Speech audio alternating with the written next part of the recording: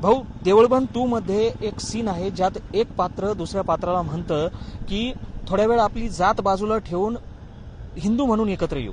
ज्यावेळी अशा प्रकारचे संवाद चित्रपटांमध्ये बघायला मिळतात त्यावेळी सोशल मीडियावर काही लोक पोस्ट करतात की प्रवीण तरडे आपल्या चित्रपटांमध्ये हिंदुत्ववादी प्रोपगँडा घुसवतात. कसं उत्तर देणार अशा लोकांना? प्रवीण तरडे कोण आहे? हिंदू आहे. मी माझ्या धर्माबद्दल नाही बोलणार, मग काय फॉरेनवरनं लोक येणार का बोलणार? माझ्या धर्माबद्दल मी नाही बोलायचोय, मग कोण बोलणार? दुसऱ्या धर्माचे लोक आता कसं होईल? अरे बरं, सांगितलंय काय तर तुझी माझी जात बाजूला ठेवून हिंदू म्हणून एकत्र येऊ, वाईट आहे होय? म्हणजे जात काय पाळायची का? अरे असं कसं होईल? माझ्या धर्माबद्दल मीच बोलणार, अभिमानाने बोलणार, छाती ठोकून बोलणार, ओरडून ओरडून बोलणार. माझा सिनेमा जगभर लोक बघणार, वेगवेगळ्या भाषेत ट्रान्सलेट होणार, तिथं जगाला कळणार की आता देश बदलतोय, लोकांना एकत्र यायचंय जातभात बाजूला ठेवून. मी असंच मानणार बाबा, माझा धर्मच तो आहे ना हिंदू.